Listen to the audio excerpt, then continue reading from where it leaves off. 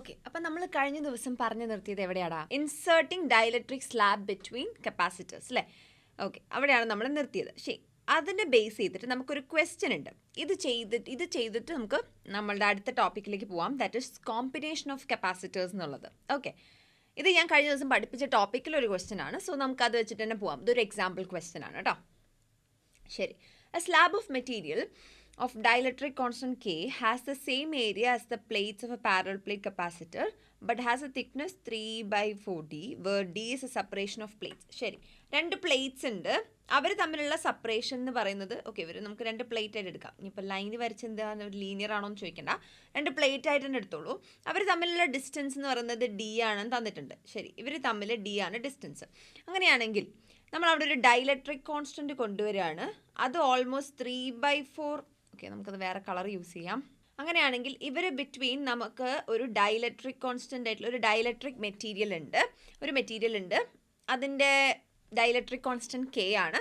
Okay, അത് വെച്ചിട്ടുണ്ട്. എങ്ങനെയെങ്കിൽ ഇവരുടെ തിക്നെസ് എന്ന് പറയുന്നത് എത്രയാണ് തന്നത്? 3/4 of D. 3/4 of D. D എന്ന് പറയുന്നത് മൊത്തമാണ് കേട്ടോ. രണ്ട് പ്ലേറ്റ്സ് തമ്മിലുള്ള ഡിസ്റ്റൻസ് ആണ്. ശരി, അങ്ങനെയാണെങ്കിൽ നമ്മൾ പഠിച്ചിട്ടുണ്ട് എങ്ങനെ ഈ ക്വസ്റ്റ്യൻ ചെയ്യണമെന്ന്. നമ്മൾ ഈ സ്ലാബ് കൊണ്ടുവരുന്നതിന് മുന്നേ എങ്ങനെയാണ് നിങ്ങളുടെ കപ്പാസിറ്റൻസ് ചേഞ്ച് ചെയ്തിട്ടുള്ളതെന്നാണ്. അതായത് ഇത് ഇൻസേർട്ട് ചെയ്യുന്നതിന് മുൻപും ഇത് ഇൻസേർട്ട് ചെയ്തതിന് ശേഷവും നിങ്ങളെ സ്ലാബ് എങ്ങനെ അതിൽ വന്നിട്ടുള്ള ഒരു കപ്പാസിറ്റൻസ് ചേഞ്ച് ആണ് നിങ്ങളടുത്ത് ചോദിക്കുന്നത്. ഇപ്പോൾ ഈ പ്ലേറ്റ് ഇല്ലെന്ന് ഈ ഒരു സ്ലാബ് ഇല്ലെന്ന് വിചാരിക്കുക. അങ്ങനെയാണെങ്കിൽ ഈ രണ്ട് പ്ലേറ്റ് തമ്മിലുള്ള ഡിസ്റ്റൻസ് D ആണെങ്കിൽ അവർ തമ്മിലുള്ള കപ്പാസിറ്റൻസ് എത്രയാടാ? Epsilon 0A/D. നിങ്ങൾ പഠിച്ചിട്ടുള്ളതാണ്. അപ്പോൾ ഇതാണ് നിങ്ങളുടെ, നമുക്ക് സ്പേസ് ഇല്ല അല്ലേ? ഓക്കെ, ഇതാണ് നിങ്ങളുടെ capacitance between two plates. Okay, ഇത് നമ്മൾ ഡിറൈവ് ചെയ്തിട്ടാണ് കഴിഞ്ഞ ദിവസം നമ്മൾ സ്റ്റോപ്പ് ചെയ്തത്. അങ്ങനെയാണെങ്കിൽ ഇന്ന് ചോദിക്കുന്ന ഒരു സ്ലാബ് കൊണ്ടുവന്നിട്ടുണ്ട് അല്ലേ?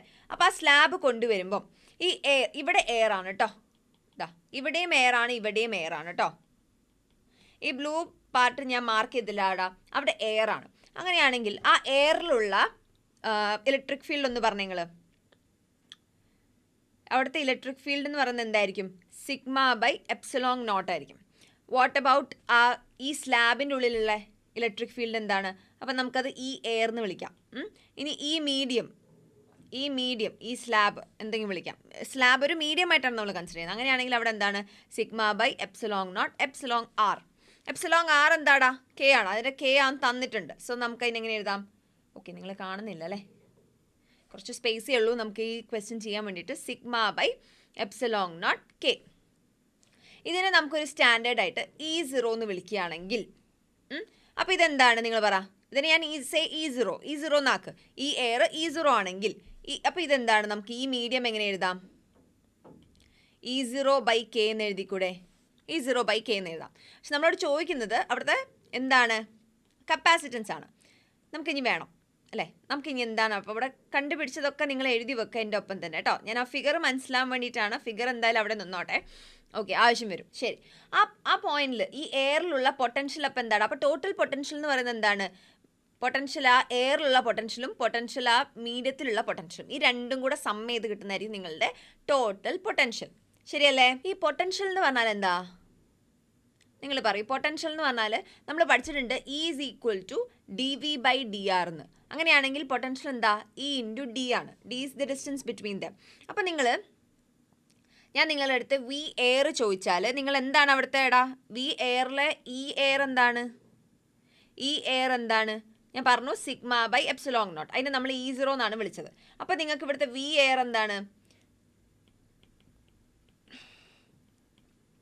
ഈ രണ്ട് ഇതും ഓക്കെ അല്ലേ? ഇതിപ്പോൾ ഞാൻ കുറച്ച് തൊട്ട് മുന്നേ എഴുതിയതാണ്, ഞാൻ ഇറേസ് ചെയ്തിട്ടുണ്ട്. ബട്ട് നിങ്ങളത് മനസ്സിലാക്കുക. അങ്ങനെയാണെങ്കിൽ V എയർ എന്താണ്? V എയർ ഇവിടെ നിങ്ങളുടെ V എയർ എന്ന് പറയുന്നത് E × D ആണ്, which is E air × D. ഈ എയർ എന്താണ്? E0 തന്നെയാണ്. അപ്പോൾ E0 × D എന്ന് വിളിച്ചൂടെ നിങ്ങൾക്ക്? ശരി, അങ്ങനെയാണെങ്കിൽ ഇനി നിങ്ങളുടെ ഈ മീഡിയം എന്താണ്? ഈ മീഡിയം കുറച്ച് മുന്നേ ഞാൻ എഴുതിയതാണ്. ഈ മീഡിയം എന്ന് പറയുന്നത് E0/K എന്ന് എഴുതി നമ്മൾ തൊട്ട് മുന്നേ ഞാൻ ഇപ്പം എക്സ്പ്ലെയിൻ ചെയ്തതാണ്. അപ്പം V എന്ന് പറയുന്നത് എന്താണ്? +E0/K. ഇത് നിങ്ങളുടെ E ആണ്. ആക്ച്വൽ ഈ മീഡിയം × D ആണ്. കറക്റ്റ് അല്ലേ? ശരി, അങ്ങനെയാണെങ്കിൽ ഈ D മീഡിയത്തിലെ തിക്നെസ് മീഡിയത്തിലെ തിക്നെസ് ആണ് നമുക്ക് ഇവിടെ വേണ്ടത്. ഇവിടുത്തെ ഡി എന്താ, ഡി ഡാഷ് എന്ന് വിളിക്കാം നമുക്ക്. സോ ഇവിടുത്തെ ഡി ഡാഷ് എന്താടാ, 3/4 ഡി ആണ്. നിങ്ങൾ ഓക്കെ അല്ലേ? വി എയർ ഉള്ളത് എത്രയിലാണ്? വി എയർ ഇപ്പം ഈ ഡിയും ഈ ഡി ഡാഷും നമ്മൾ കണ്ടുപിടിക്കണം. എടാ ഇപ്പം ഞാൻ പറയുകയാണ്, ഇത് മൊത്തം ഡി ആണ്, ഇത് ഡിയും ഇത് ഡി ഡാഷും ആണ് നമുക്ക് കണ്ടുപിടിക്കേണ്ടത്. ഈ ഡി, ഇനിയിപ്പം ഡി എന്ന് പറയുമ്പോൾ നിങ്ങൾക്ക് ഇനി ഒരു കൺഫ്യൂഷൻ വേണ്ട ഇവിടെ, കാരണം നമ്മൾ ഇവിടെയും ഡി ആണല്ലോ യൂസ് ചെയ്യുന്നത്. നമുക്കൊരു ആറെന്നും R' ഇട്ട് കൊടുക്കാം. ഡിസ്റ്റൻസ് തന്നെ നമ്മൾ ഉദ്ദേശിക്കുന്ന ക്വാണ്ടിറ്റിക്ക് മാറ്റമൊന്നുമില്ല, ഡിസ്റ്റൻസ് തന്നെയാണ് നമ്മൾ ഉദ്ദേശിക്കുന്നത്. ശരി, ഇവിടുത്തെ R എന്ന് പറയുന്നത് എന്താണ്? ഈ എയർ എവിടേക്ക് ഉണ്ടോ ആ ആറാണ്. ഇവിടുത്തെ R എന്താടാ, നിങ്ങൾ പറ, ഈ എയർ എവിടേക്ക് ഉണ്ട്? ഈ എയർ ഡി ഫുള്ളുണ്ടോ? ഡി ഫുള്ള് എന്ന് പറഞ്ഞതാ ഈ പ്ലേറ്റ് മുതൽ ഈ പ്ലേറ്റ് വരെ എയറിൻ്റെ പ്രസൻസ് ഉണ്ടോ? ഇല്ല. ഉള്ളത് 1/4 ഓഫ് ഡിയിലാണ്. കാരണം 3/4 ഡി ഓഫ് ഡി എന്താണ്?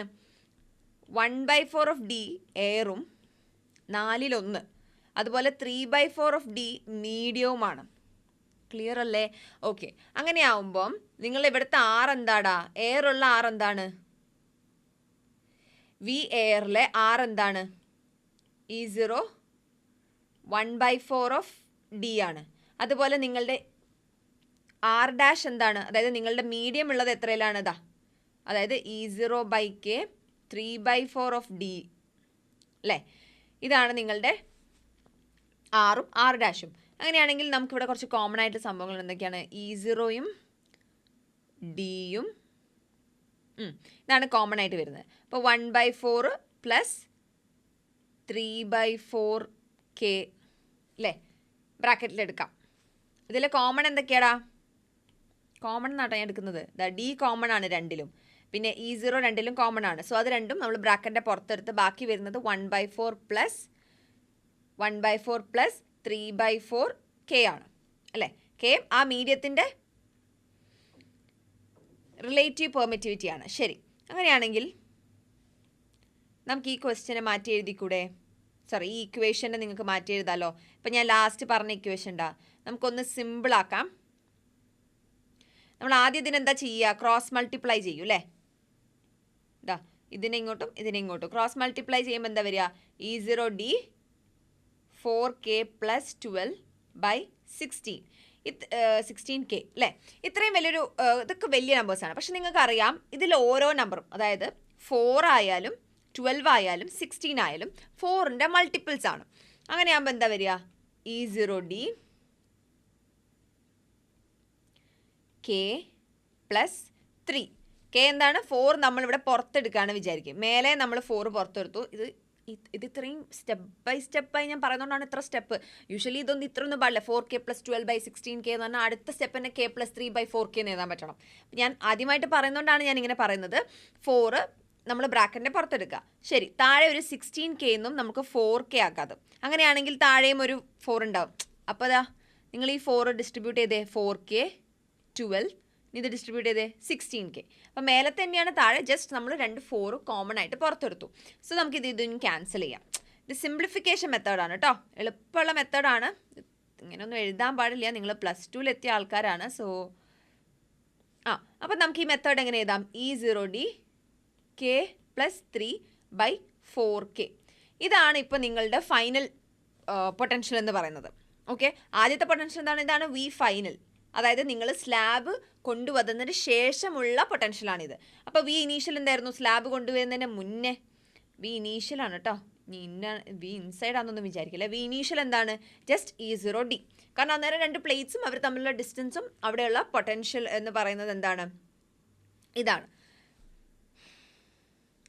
നമുക്ക് വേണ്ടത് എന്താണ്? ഇപ്പോഴും നമ്മൾ പൊട്ടൻഷ്യലെ കണ്ടുപിടിച്ചിട്ടുള്ളൂ, നിങ്ങൾ ആലോചിക്കണം. നമുക്ക് വേണ്ട എന്താണ്?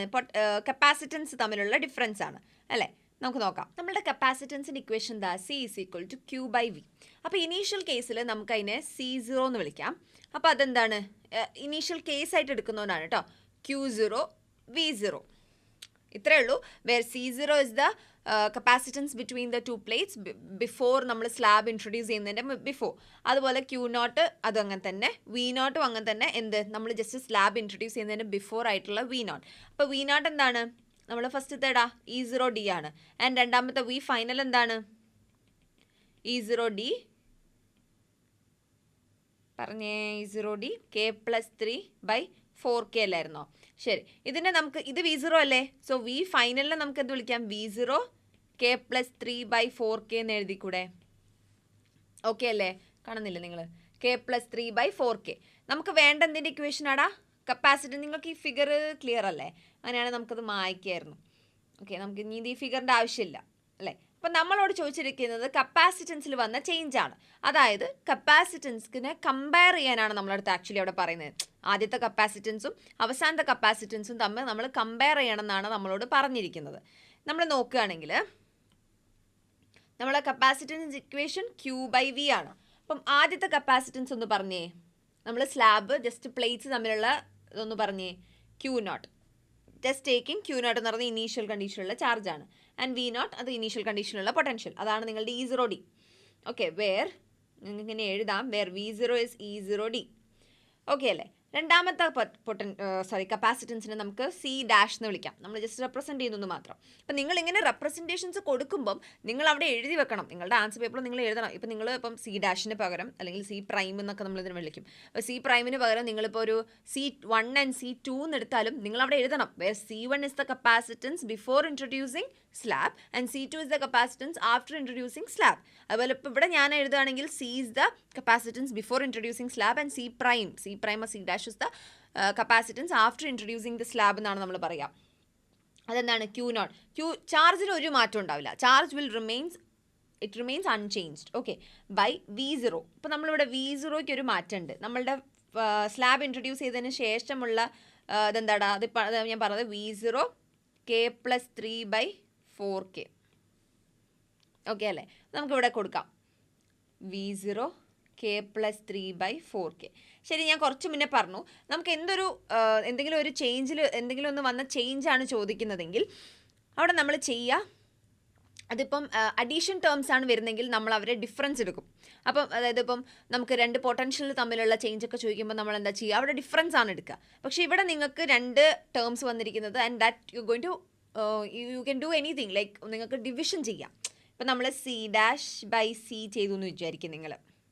C'/C. അപ്പോൾ നിങ്ങൾക്ക് എന്ത് കിട്ടും? അവർ തമ്മിലുള്ള ഡിഫറൻസ് കിട്ടും എന്നാണ് ഞാൻ പറയുന്നത്. മനസ്സിലാവുന്നില്ലേ നിങ്ങൾക്ക്?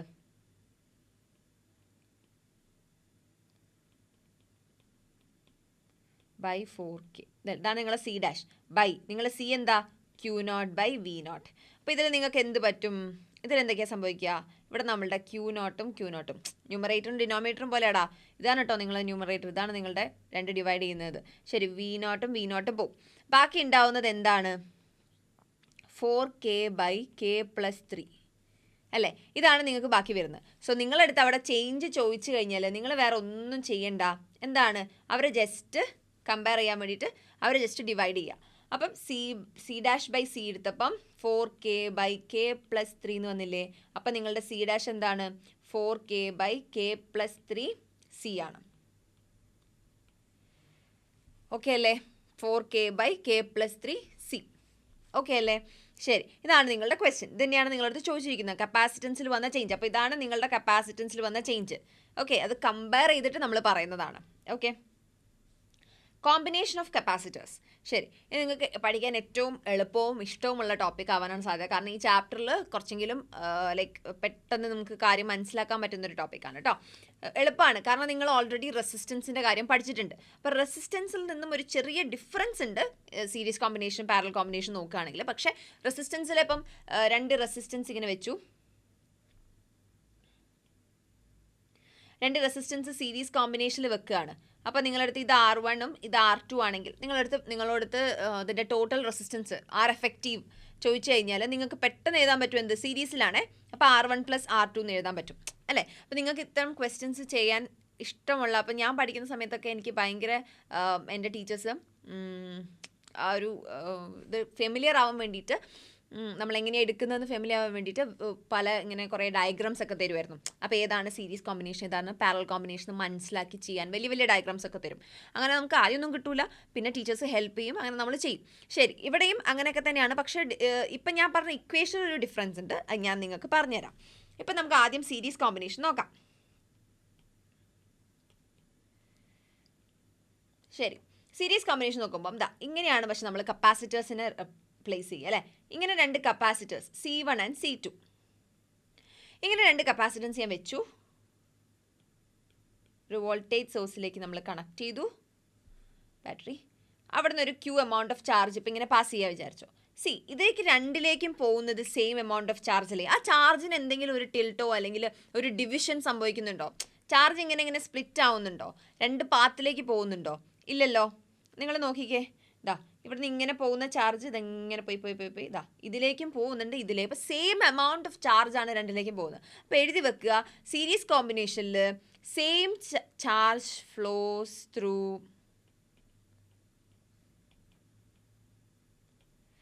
n capacitors. n കപ്പാസിറ്റേഴ്സ് എന്ന് വെച്ചാൽ ഇപ്പോൾ ഇവിടെ നിങ്ങളുടെ n എന്താണ്? നിങ്ങൾ ഫിഗർ നോക്കി പറയൂ, n എന്താണ്? n2 ആണ്. 2 കപ്പാസിറ്റേഴ്സ് ആണ് ഞാൻ എടുത്തത്. ഇതുപോലെ നിങ്ങൾക്ക് എത്ര കപ്പാസിറ്റേഴ്സ് എടുത്തു കഴിഞ്ഞാലും നിങ്ങളുടെ എന്താണ് ക്യൂ എമൗണ്ട് ഓഫ് ചാർജ് തന്നെയായിരിക്കും. ഇപ്പം ഞാനിവിടെ ഞാൻ ആ പിക്ചർ ഞാൻ കൊളാക്കുന്നില്ല. ഇപ്പം ഞാൻ 2 എണ്ണത്തിന് പകരം ഇങ്ങനെ ഇവിടെ ഇപ്പോൾ എത്ര എണ്ണം ഉണ്ട്? 4 കപ്പാസിറ്റേഴ്സായി. അപ്പോൾ n = 4 ആണ് ഇവിടെ വരിക. ശരി, അങ്ങനെയാണെങ്കിൽ ക്യൂ എമൗണ്ട് ഓഫ് ചാർജ് ഇങ്ങനെ പാസ് ചെയ്യുകയാണ്. ഓക്കെ അല്ലേ? ഇനി നിങ്ങൾക്ക് നമ്മളുടെ ഇക്വേഷൻ വരാം. പക്ഷേ ഇവിടെ പൊട്ടൻഷ്യൽ ഡിഫറൻസ് ഉണ്ടാവും. ഇവിടെയും ഈ C1ലും ഒരു പൊട്ടൻഷ്യൽ ഡിഫറൻസ് ഉണ്ടാവും, C2ലും വേറെ പൊട്ടൻഷ്യൽ. അതായത് ഇവിടെ V1ഉം ഇവിടെ V2 ആയിരിക്കും, രണ്ടിലും 2 കപ്പാസിറ്റൻസിലും. അപ്പം നിങ്ങൾക്ക് എങ്ങനെ എഴുതാം? ഇതിൻ്റെ ടോട്ടൽ വി അപ്പ് എന്തായി? ഇവിടുന്ന് പോകുന്ന വി 2 എണ്ണമായിട്ട് മാറുന്നുണ്ട് അല്ലേ? അപ്പോൾ പക്ഷേ ഇത് രണ്ടും കൂടെ പിന്നെ ഇങ്ങോട്ടേക്ക് വരുന്നത് എങ്ങനെയായിരിക്കും? വി ആയിട്ട് തന്നെ ആയിരിക്കും. അങ്ങനെയാണെങ്കിൽ ഇത് V1 + V2 ആണ് അല്ലേ? അങ്ങനെയാണെങ്കിൽ ഈ വി എന്താണ്? നമുക്കറിയാം ഇക്വേഷൻ. C = Q/V അല്ലേ? അങ്ങനെയാണെങ്കിൽ വി എന്താണ്? Q/C അല്ലേ? അപ്പോൾ എഴുതിക്കോ, Q ഒറ്റ Qവേ ഉള്ളൂ, പക്ഷേ നമ്മളുടെ C 2 കപ്പാസിറ്റൻസ് ആണ് അല്ലേ? ഇവിടെ C1ഉം C2, പക്ഷേ ഇവരുടെ 2 സ്ഥലത്തും Q ഒന്നാണ്, ഒറ്റൊന്നാണ്. സോ Q/C1 + Q2 Q2 ഇല്ല, Q തന്നെ, Q/C2 ആണ്. ഈ V എന്ന് പറയുന്നത് എന്താണ്? Q/C. ഇത് V എഫക്റ്റീവ് ആണ്, ടോട്ടൽ V. അങ്ങനെയാണെങ്കിൽ ഇതെന്തായി? Q/C എഫക്റ്റീവായി = 1/C1 + 1/C2. ഓക്കെ അല്ലേ? അപ്പം ഇതിൽ Q ഇതിൽ എല്ലാ ടേംസിലും നിങ്ങൾ നോക്കിക്കഴിഞ്ഞാൽ Q ഉണ്ട് അല്ലേ? ഇത് പ്ലസ് ടേംസ് ആണ്. സോ ഇതിലെല്ലാത്തിലും Q ടേംസ് നമുക്ക് ക്യാൻസൽ ചെയ്യാം. എല്ലാ Q സെയിം ആണ്. സോ നിങ്ങളുടെ ഫൈനൽ ഇക്വേഷൻ എന്ത് കിട്ടിയടാ നിങ്ങൾക്ക്? ഫൈനൽ ഇക്വേഷൻ ഒന്ന് പറഞ്ഞേ. ഇത് ഏത് കോമ്പിനേഷനാണ്? സീരീസ് കോമ്പിനേഷനാണ്. സീരീസ് കോമ്പിനേഷനിൽ 1/C എഫക്റ്റീവ് എന്താ വന്നത്? 1/C1 + 1/C2. ഇത് 2 കപ്പാസിറ്റൻസ് ഉപയോഗിച്ചപ്പോഴാണ് എന്ത്? 1/C എഫക്റ്റീവ് = 1/C1 + 1/C2 വന്നത്. ഓക്കെ അല്ലേ? ഇനിയിപ്പം ഞാൻ 2 കപ്പാസിറ്റൻസിന് പകരം n നമ്പർ ഓഫ് കപ്പാസിറ്റൻസ് എടുത്തു എന്ന് വിചാരിക്കുക. പക്ഷേ നിങ്ങൾ ആലോചിക്കണം, ഇത് നിങ്ങളുടെ റെസിസ്റ്റൻസിൻ്റെ കേസിൽ പാരലൽ കോമ്പിനേഷൻ്റെ ഇക്വേഷനാണ് അല്ലേ? നിങ്ങളുടെ റെസിസ്റ്റൻസ് എടുത്തേടാ. റെസിസ്റ്റൻസിൽ നമ്മൾ നോക്കുകയാണെങ്കിൽ നിങ്ങളുടെ സീരീസിൻ്റെ ഇക്വേഷൻ, ഇത് റെസിസ്റ്റൻസ് കേസിലാണ്, R1 + R2ഉം പാരലലിൻ്റെ ഇക്വേഷൻ, പാരലലാണ് നിങ്ങൾ റെസിസ്റ്റൻസ് വെക്കുന്നതെങ്കിൽ അവിടുത്തെ നിങ്ങളുടെ ഇക്വേഷനാണ് എന്ത്? ഇത്. അതായത് 1/R എഫക്റ്റീവ് = 1/R1 + 1/R2 എന്നുള്ളത് നിങ്ങളുടെ പാരലൽ വെക്കുമ്പോഴാണ്. ഇത് റെസിസ്റ്റൻസ് പാരലൽ വെക്കുമ്പോഴാണ്, റെസിസ്റ്റേഴ്സ് പാരലൽ വെക്കുമ്പോൾ കിട്ടുന്നതാണ് എന്ത്? റെസിസ്റ്റൻസിൻ്റെ ഇക്വേഷനാണ് ഇത്. റെസിസ്റ്റേഴ്സ് ആണ് നിങ്ങൾ പാരലൽ വെക്കുന്നത്. ശരി, പക്ഷേ ഇവിടെ അതാണ് ഞാൻ പറഞ്ഞത്, റെസിസ്റ്റൻസിലും നിങ്ങൾ കപ്പാസിറ്റേഴ്സ് നോക്കുകയാണെങ്കിൽ അവിടെ വരുന്ന ഒരേ ഒരു ഡിഫറൻസ്, അതാണ് ഇക്വേഷനിൽ ഡിഫറൻസ് ഉണ്ട് അല്ലേ? അപ്പോൾ ഇത് നിങ്ങളുടെ പക്ഷേ ഇത് നിങ്ങളപ്പോൾ ഓർക്കണം. ഇപ്പോൾ റെസിസ്റ്റൻസിൻ്റെ കേസിൽ നിങ്ങൾ ഏതെങ്കിലും ഒന്ന് പഠിച്ചു വെച്ച് വിചാരിക്കും. ഇപ്പോൾ സീരീസ് R1 + R2 ആണെങ്കിൽ, പക്ഷേ അതിൻ്റെ ഓപ്പോസിറ്റ് ഇക്വേഷനാണ്. അതായത് റെസിസ്റ്റൻസിൽ നിങ്ങൾ പാരലൽ ഉപയോഗിക്കുന്ന ഇക്വേഷനാണ് കപ്പാസിറ്റേഴ്സിൽ നിങ്ങളുടെ സീരീസിൻ്റെ equation, which is 1/C effective = 1/C1 + 1/C2. ഇനി ഞാനിപ്പോൾ ചോദിച്ച കാര്യം എന്താണെന്ന് വെച്ചാൽ, നിങ്ങളിപ്പോൾ ഇത് 2 എണ്ണം വെച്ചുകൊണ്ടാണ് 1/C1 + 1/C2 + ഞാനൊരു 5 എണ്ണം വെച്ചു എന്ന് വിചാരിക്കുക. 5 കപ്പാസിറ്റേഴ്സ് ഇതാ 5 എണ്ണയില്ലേ? 5 എണ്ണം വെച്ചു എന്ന് വിചാരിക്കുക. അപ്പോൾ ഇത് C1, ഇത് C2, ഇത് C3, ഇത് C4, ഇത് C5. അങ്ങനെയാണെങ്കിൽ നിങ്ങളുടെ ടോട്ടൽ ഇപ്പം ഞാൻ പറഞ്ഞ 1/C എഫക്റ്റ്. ഇനിയിപ്പം ഞാൻ ചെയ്ത സാധനങ്ങളൊന്നും നിങ്ങൾ ചെയ്യേണ്ടതില്ല, കാര്യമില്ല. ഇത് ഒരേ ഇവിടെ പറഞ്ഞ ഈ സാധനമൊന്നും നിങ്ങൾ ചെയ്യേണ്ട. ഒരേ ചാർജ്, ഒരു ക്യൂ ആണ് പോവുക, അതിൻ്റെ ഓരോ പൊട്ടൻഷ്യൽ, ഓരോ കപ്പാസിറ്റൻസ്, ഓരോ പൊട്ടൻഷ്യൽ ഡ്രോപ്പ് ഉണ്ടാവുക. അപ്പോൾ അതൊന്നും ഇവിടെ വേണ്ട നമുക്ക്. ഇവിടെ നമുക്ക് ആകെ ആവശ്യമുള്ളത് നമ്മുടെ final equation 1/C1 plus 1/C2 plus 1/C3 plus 1/C4 plus 1/C5. അപ്പോൾ ഇത് 5 ആയപ്പോഴാണേ. ഇതിനെ നിങ്ങൾക്ക് ഇപ്പോൾ ഈ C1 C2 എല്ലാം സെയിം ആണെന്ന് വിചാരിക്കാം. C1 is equal to C2 is equal to C3 is equal to C4 is equal to C5 ആണെന്ന് വിചാരിക്കുക. ഞാനൊരു ഇക്വേഷൻ പറയുകയാണ് കേട്ടോ.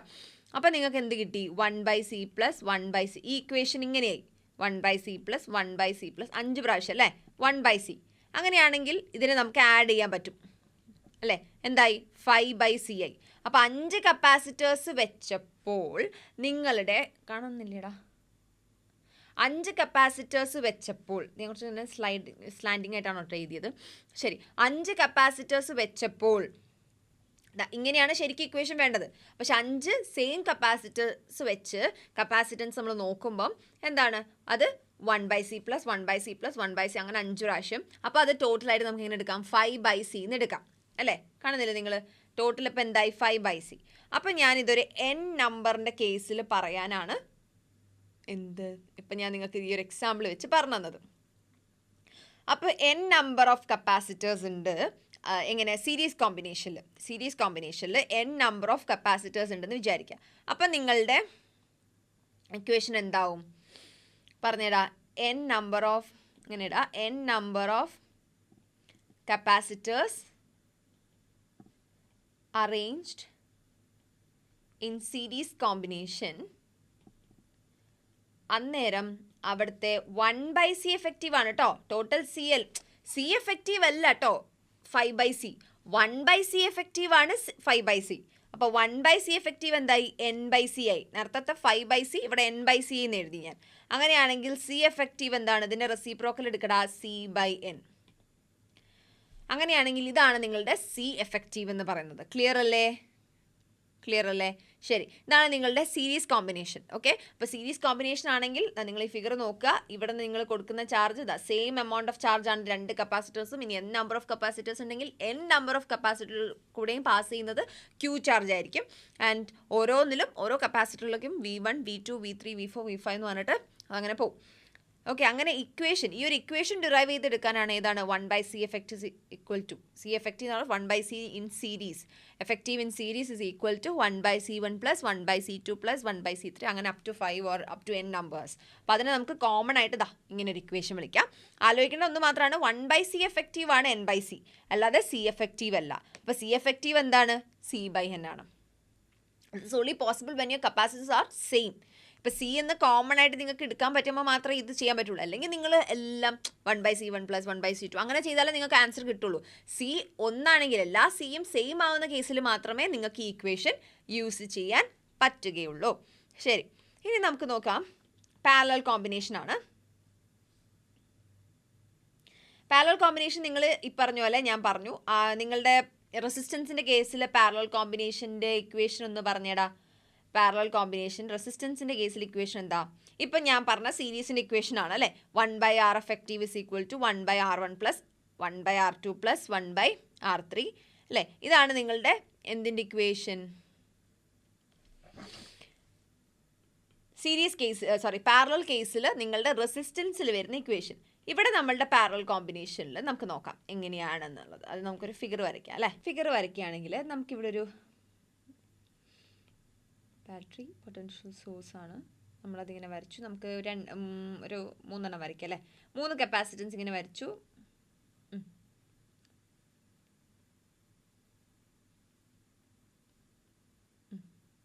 ഇപ്പോൾ ഇവർ പാരലൽ കോമ്പിനേഷനിലാണ്. അപ്പോൾ ഇത് Q ചാർജാണ് പോകുന്നത്. ഇതിലെല്ലാം പാരലൽ കോമ്പിനേഷൻ ആയതുകൊണ്ട് തന്നെ ഇതിലെല്ലാത്തിലെയും V സെയിം ആയിരിക്കും കേട്ടോ. എല്ലാത്തിലും പൊട്ടൻഷ്യൽ പാരലായിട്ട് നമ്മൾ കപ്പാസിറ്റൻസ് അറേഞ്ച് ചെയ്യുന്നത് പാരലായിട്ട് ആയതുകൊണ്ട് തന്നെ എല്ലാത്തിലെയും പൊട്ടൻഷ്യൽ സെയിം ആയിരിക്കും. അപ്പോൾ അതാണ് ഇവിടെ നോട്ട് ചെയ്യേണ്ട പോയിന്റ്. പാരലൽ കോമ്പിനേഷന് വോൾട്ടേജ് സെയിം ആണ്. നമ്മൾ മുമ്പത്തേൽ നോട്ട് ചെയ്ത് എന്താണ്? സീരീസ് കോമ്പിനേഷനിൽ എന്താ നോട്ട് ചെയ്ത് വെച്ചത്? ചാർജ് എല്ലാ കപ്പാസിറ്റൻസിലും സെയിം ആണെന്നാണ്. അതുപോലെ ഇവിടെ വോൾട്ടേജ് സെയിം ആണ് എല്ലാത്തിൽ നിന്നാണ് നമ്മൾ നോട്ട് ചെയ്യേണ്ടത്. ഓക്കെ, അങ്ങനെയാണെങ്കിൽ നോക്കാം. ഇതിൽ ഈ പോയിന്റിലെത്തുമ്പം ഇവിടെ ഒരു സ്പ്ലിറ്റ് സംഭവിക്കുന്നുണ്ട് അല്ലേ. അപ്പോൾ ഇവിടേക്ക് Q1 ചാർജ് പോകും. അതായത് ഒരു Q എന്ന ചാർജ് അല്ലേ, Q എന്ന ചാർജിനെ നമ്മൾ 3 ആക്കി സ്പ്ലിറ്റ് ചെയ്യുകയാണ്. ഇവിടെ 3 കപ്പാസിറ്റൻസ് ഉണ്ടല്ലോ. അപ്പം ഇവിടേക്ക് ഒരു Q1 ചാർജ് പോവും, ബാക്കി Q2 ചാർജ് മൊത്തത്തിലേക്ക് പോവും. ഞാൻ എക്സാമ്പിൾ വെച്ച് പറഞ്ഞുതരാം. ശരി, ഈ Q2 ചാർജിന് എഗെയിൻ സ്പ്ലിറ്റ് ഉണ്ടാവും. ഓക്കെ, സ്പ്ലിറ്റ് ആയിട്ട് ഇതിലേക്ക് ഇപ്പോൾ ഒരു Q3 ചാർജ് ആയാൽ പോയി എന്ന് വിചാരിക്കും. എങ്കിൽ ബാക്കി ചാർജാണ് നമ്മൾ ഇതിലേക്ക് പോവുക. അല്ലെങ്കിൽ ഇതിന്ന് Q-Q1 ചാർജാണ് ബാക്കി പോവുക, നേരെ പോവുക. Q1 ചാർജ് ഇങ്ങോട്ടേക്ക് പോയി ബാക്കി Qയിൽ നിന്നും ബാക്കി എത്ര Q1 മൈനസ് ചെയ്തിട്ടുള്ള ബാക്കി ചാർജ് നേരെ പോവും. ശരി, ഇവിടേക്ക് ഒരു Q2 ചാർജ് ആണെന്ന് വിചാരിക്കാം. അങ്ങനെയാണെങ്കിൽ ഇവിടേക്ക് ബാക്കി പോകുക എത്രയാ, Qയിൽ നിന്നും Q1ഉം Q2ഉം കൂടെ പോയിട്ടുള്ള ചാർജ്. അങ്ങനെയാണെങ്കിൽ ഇവിടെ ബാക്കി എത്ര ഉണ്ടാവും, ഈ പോണ charge. Let this charge B Q3. അപ്പോൾ ഇത് നിങ്ങളുടെ C1, നിങ്ങളുടെ C2, ഇത് നിങ്ങളുടെ C3 ആണെങ്കിൽ C1 കൂടെ പോയത് എത്ര ചാർജാടാ, Q1 ചാർജ്. C2 കൂടെ പോയത് Q2 ചാർജ്. C3 കൂടെ പോയത് Q3 ചാർജാണ്. ക്ലിയർ അല്ലേ, ഫിഗർ ക്ലിയർ അല്ലേ? നിങ്ങളുടെ Q1 ചാർജ് ഇവിടെ എത്തിയപ്പോൾ ഒരു സ്പ്ലിറ്റ്, നിങ്ങളുടെ Q എന്ന ചാർജ് ഒരു സ്പ്ലിറ്റ് ഉണ്ടാവുകയാണ് Q1 ആയിട്ട്. ബാക്കി Q-Q1 നിങ്ങൾ നേരെ പോവും. ഇവിടെ എത്തുമ്പോൾ പിന്നെയും ആ ചാർജ് എന്ത് ചെയ്യും, Q2 ആയിട്ട് സ്പ്ലിറ്റ് ആവും. ബാക്കിയുള്ളത് Q3 ചാർജ് ആണെങ്കിൽ